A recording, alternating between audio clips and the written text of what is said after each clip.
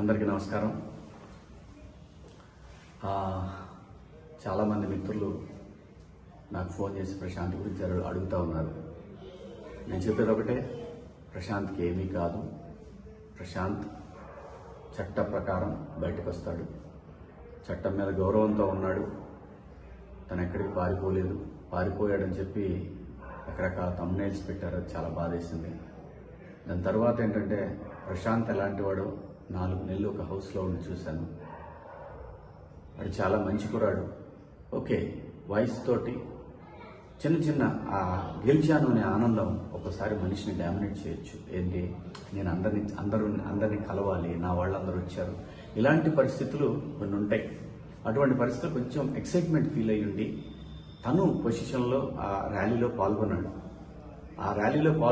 కానీ తనకు తెలియదు, తను హౌస్లో నుంచి స్టూడియో నుంచి బయటకు రాకముందే కొంతమంది కంటెస్టెంట్ల కార్లు అద్దాలు పగలటం ఇవన్నీ జరిగినాయి. అది చాలా బాధాకరం. కానీ నేను అనేది అది ఆ విషయం ప్రశాంత్కి తెలియదు. బయట ఎవరో అభిమానులు ఎవరో వాళ్ళు చేశారు. చేసింది ఎవరైనా సరే జరిగింది చాలా పెద్ద తప్పు. అలా ఎప్పుడు చేయకూడదు. ఎవరి అభిమానులైనా కానీ ఈ కార్లు అద్దాలు పగలగొట్టాలి. ఏమొస్తుంది? లోపల ఫ్యామిలీలు ఉంటారు, తల్లిదండ్రులు ఉంటారు, వాళ్ళ ఫ్యామిలీ ఎంత బాధపడి ఉంటారు.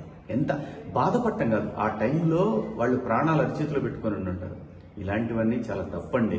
అది ఎవరైనా సరే, అభిమానులు కావచ్చు, అభిమానుల రూపంలో ఉండి కావాలని చేసిన వాళ్ళు కావచ్చు, దాన్ని తీవ్రంగా ఖండిస్తున్నాను. ఇంకో విషయం ఏంటంటే, ప్రశాంత్ గురించి నేను పదే ప్రతిసారి మాట్లాడాల్సిన అవసరం లేదు. ప్రశాంత్ ఇష్యూ అయిన మొదటి గంట నుంచి ఈ క్షణం వరకు ప్రశాంత్ విషయంలో ఏం జరుగుతుందో ప్రతి ఇన్ఫర్మేషన్ నాకుంది. సో కాబట్టి నేను ప్రతిదీ ప్రూవ్ చేసుకోవాల్సిన అవసరం కూడా నాకు లేదు. ఎందుకంటే వాడికి నేనేంటో తెలుసు, నాకు వాడేంటో తెలుసు. ప్రశాంత్ చట్టాన్ని గౌరవించే వ్యక్తి. చట్టాన్ని గౌరవించి చట్ట ప్రకారం తను బయటకు వస్తాడు. అది రేపు ఖచ్చితంగా ప్రశాంత్ బయటకు వస్తాడని ఎక్స్పెక్ట్ చేస్తున్నా. రేపు కాకపోతే ఎల్లుండి కాకపోతే మండే. ఎందుకంటే ఇది చట్టానికి లోబడినటువంటి అంశం కాబట్టి, చట్టాన్ని మనందరం గౌరవించాలి. కాబట్టి ప్రశాంత్ నేరస్తుడు కాదండి. ప్రశాంత్ క్రిమినల్ కాదు. చట్టాన్ని అతిక్రమించారనే ఒక నెపం మోయబడ్డ వ్యక్తి. అది అతిక్రమించాడో లేదో గౌరవ జడ్జి గారు నిర్ణయిస్తారు. డెఫినెట్గా ప్రశాంత్ నిర్దోషిగానే బయటకు వస్తాడు. ప్రశాంత్ గురించి మీరు ఎవ్వరు కూడా వర్రీ అవ్వాల్సిన అవసరం లేదు. వాళ్ళ నాన్నగారు, వాళ్ళ బావగారు, వాళ్ళ కుటుంబ సభ్యులు కంటిన్యూస్గా నాతో టచ్లో ఉన్నారు. అంతా కూడా కంట్రోల్లోనే ఉంది. ఎవరు కూడా భయపడాల్సిన పని లేదు, బాధపడాల్సిన పని లేదు.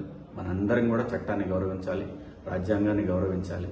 సో కాబట్టి బయటకు వచ్చి ప్రెస్ ముందుకు వచ్చి ఇంకొకటి కూడా, ఆ థంబ్నెయిల్స్ అన్ని చాలా బాధాకరంగా ఉన్నాయి.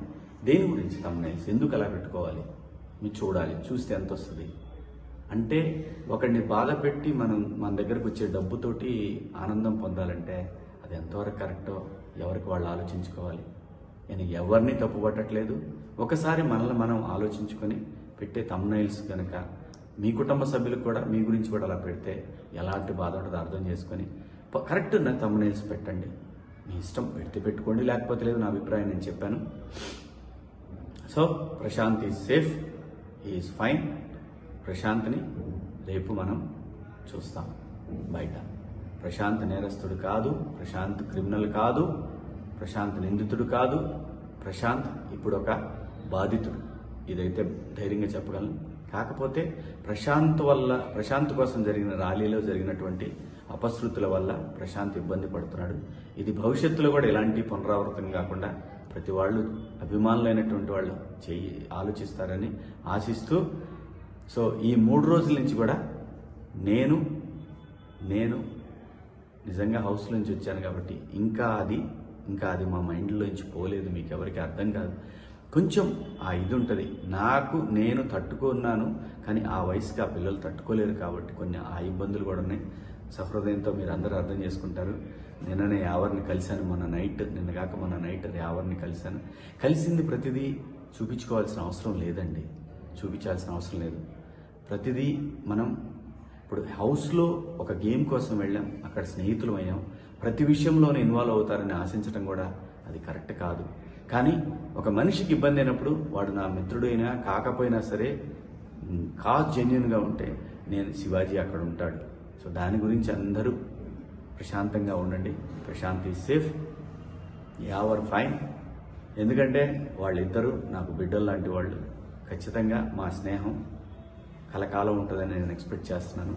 సో మీ అందరికి కూడా బిగ్ బాస్ హౌస్లో మీరందరూ కూడా మమ్మల్ని ఎంతో ఎంకరేజ్ చేసి ఈ పొజిషన్కి తీసుకొచ్చిన మీ అందరికి కూడా పేరు పేరున ధన్యవాదాలు తెలుపుకుంటూ, మీడియా మిత్రులకు కూడా కొంచెం సంయమనం పాటించండి.